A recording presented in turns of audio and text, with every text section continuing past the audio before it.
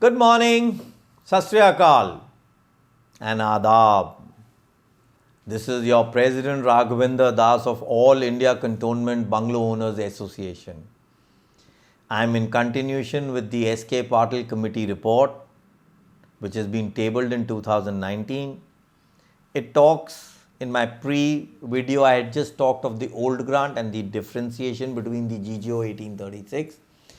Now in that old grant, to elaborate and make you feel that these 2-3 terminological words are being used legally if you fish out your grant register.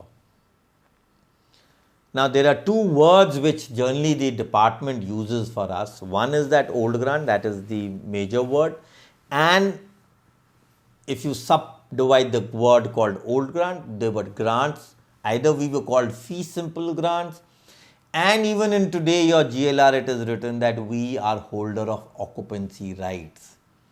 Now where is all this written? So we'll start off fee simple. It applies to both India and British laws. It states that if no rent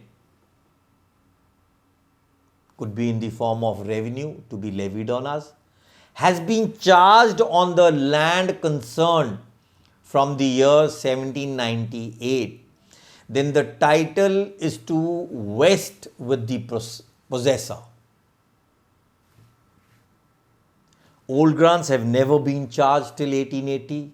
I just been briefing in number of my videos. For the first time in 1880 Cantonment Act, we were asked to pay house tax. Go and ask your tax superintendent today or the CEO, he'll say we are charging you tax on built up area, not on the land. So what were we doing and what were we being asked in section 21 and 20 of the 1880 Act? Owners were being asked for cantonment funds under the Bengal Municipalization Act to pay a house tax. Now this house tax had to be paid as per the Municipal Act, but in the proceedings and in the present we are paying on what? On the rent prescribed for my house. So that also the government decides. So this was one.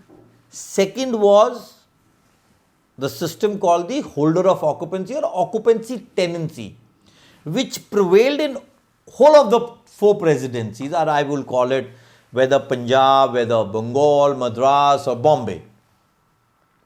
But after 1947, this word called occupancy tenancy was abolished, and states were given the power to bring in legislation and thus putting an end to this era. What was this occupancy tenancy? It was basically to an inequity that existed since the Mughal times and even earlier. An occupancy tenant were those who had tilted these lands for generations and generations under tenancy, which was being passed from father to son, but they never became owners of these lands. And the landlord, for generations to generation, reaped the benefits of these tenancies. But he had no right to cultivate or neither to say that he cannot pass on this right to his sons. So this transformation of a cycle was happening at 2 different angles, from the landlord side to his son, from the tenancy side to his son. And this is how. So weren't we, or legally will be called, that we were de facto owners? A typical example I can quote is under the Punjab Occupancy Tenancy Act 1952, which finally got an assent from the President of India in 1953. The Act inter alia reads, all rights, titles and interest of the landlord shall be extinguished and vest in the occupancy tenant, free from all encumbrances. Now, this word has been used in your sale deeds if you read. Now, what was it? That we were given freehold rights in 1952 by this act. So, if we are an holder of occupancy, we are free from all encumbrances.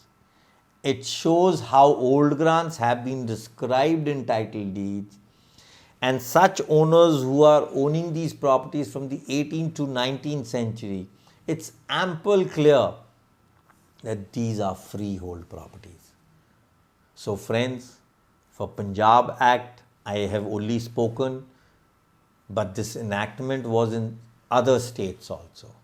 So we need to dig in those tenancy acts of Madras, Bombay, Bengal, Awadh, Madhya Bharat, Agra. So these were various acts. So fee simple and the vesting of proprietary rights in occupancy tenants by law makes it unjust and arbitrary to treat old grant in any other way, and it lacks conformity of the principal law. So present status of these properties has been in such matters have come up in many cases again and again in the courts and until Honorable Supreme Court. What are we all doing? So let us ask this committee to define the word old grant and tell us whether we were fee simple grants or whether we were holder of occupancy grants. Because one thing is proved by our GLR that we are old grants. So we are not those grants under the 1836 GGO, which had some entitlements. So friends, I hope I am able to clear myself, make you understand. If any question on this topic, I know it is not very easy to understand. So why do we old grant bungalows fall into the prey of the resumption notice and go to the courts and get into litigation?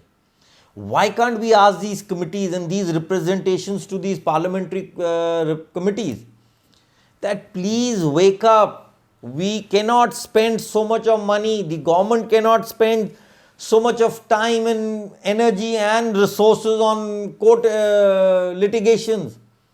So let's sit down together, finish this for once, what I've been explaining in my earlier videos.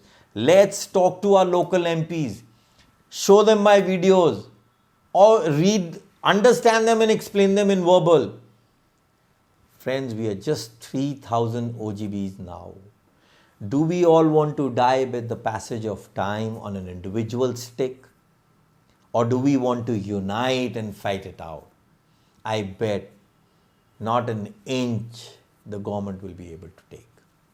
But it is our government, it is our nation. If it is required for a specific defense purpose or a public purpose, we all should voluntarily give our bungalows, but not under resumption, under Land Acquisition Act, which I'll be talking in my coming videos. So let's all get together.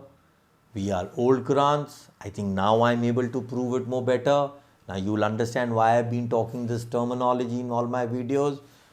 Remember, we are old grants, never converted into new grants. Good day.